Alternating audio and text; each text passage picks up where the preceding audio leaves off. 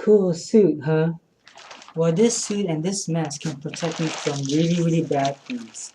This is only one aspect of my job as a bioenvironmental engineering technician. My name is Angelo Mejia, and today I am going to talk to you about what I do as a bioenvironmental engineering technician, provide a few examples of a biological, chemical, radiological, nuclear hazard, and the equipment we use to detect or identify them. So let's begin by talking about what I do as a bioenvironmental engineering technician. From the launch pads of Vandenberg Air Force Base, California, to the chilly surroundings of Thor Air Base in Greenland, airmen work in a wide range of environments. Whatever the environment, us biotechs for short ensure every work area is a safe one. We also identify and evaluate potential hazards and develop plans and programs to prevent injuries and illnesses. Bioenvironmental deals with four major programs, which are the radiation section, the industrial hygiene section, for example, ensuring hearing protection in the shop is being utilized, the environmental protection, for example, collecting water sampling to make sure state law limits are within range. And my favorite aspect is the emergency response, for example, responding to chemical spills and suspicious packages. So now that you know what I do as a bioenvironmental engineering technician, let's talk about my favorite aspect of the job, which is emergency response. And I will provide you with some few examples of a biological, chemical, and radiological weapons that we may encounter today. So let's begin with a biological agent. How about anthrax? According to the FBI.gov website, soon after the attacks of 9/11, letters laced with anthrax start showing up in US mail. 5 Americans were killed and 17 got sick. It became the worst biological attack in US history. Let's talk about another biological agent that can be used. How about the Ebola hemorrhagic fever, also known as the Ebola virus? According to the CDC.gov fact sheet, the Ebola virus was named after a river in Congo, Africa. This virus is spread through direct contact with blood or secretions of an infected person. Movie example. Have you ever watched Outbreak by Dustin Hoffman and Morgan Freeman? It's a very good movie. So let's talk about the next one, chemical agent. How about VX nerve agents? That same CDC website fact sheet has said that VX is a man-made chemical warfare agent.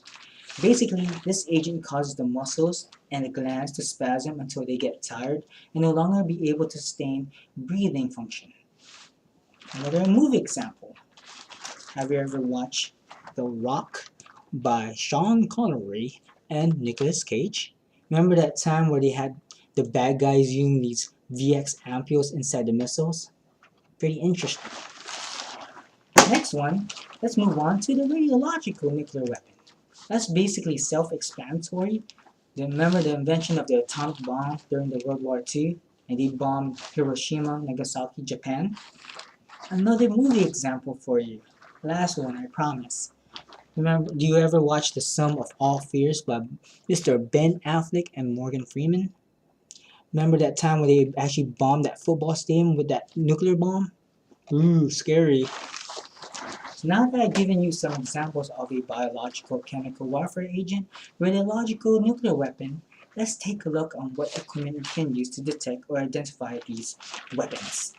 Let's start out with biological. We have this handheld bioassays. If any biological agents are present, pretty much it comes with all these like little gadgets that comes with it. It has these Q-tips that can you use. So you start out with just getting the sample. So as you get that sample, you drop it in to this little dropper, break off the piece, cover it back up, shake it for 3 to 5 seconds, and as soon as you get that done, you bring out these wells here and use a dropper to drop it into these little wells right here. It probably takes about 15 minutes, and as soon as that's done, it was going to show up this red line. And as soon as that's accomplished, we bring it back to the lab to re-verify what chemical or what biological agents are present. The next one is the chemical agent liquid detector, also known as the M8 paper, if any chemical warfare agents are present. Pretty much self-explanatory. It's color coded. It also has the G nerve agents, blister agents, and another nerve agent. So whatever color you see here, if there's any potential chemical warfare agents present, it'll turn into that color in these little empty pads here. You can either dip it on any type of liquid, or you can put this on your shirt or on any type of clothing or vehicles you can use. Really good stuff. Pretty simple. The next one is radiological equipment, which is the Victorine 451P ion chamber to detect any type of radiation. It has this on button right here. You just press it. Then give it 3 to 5 seconds to recalibrate and do its own function. As soon as that's up, it will show up this little grid line, and if there's any radiation that's present, it will spike up. That's pretty self-explanatory and pretty simple equipment to use. Very easy. Now that I've shown you what equipment we use for biological, chemical warfare agents, radiological, nuclear radiation, let's go back over what I talked about today. Today, I talked to you about what I do as a bioenvironmental engineering technician, provide a few examples of a biological, chemical agent, radiological nuclear hazards, and the equipment we use to detect or identify them. My job includes improving the natural environment and to remediate polluted sites, among other things. Everyone knows the threat is real, and we encourage our fellow citizens to remain vigilant.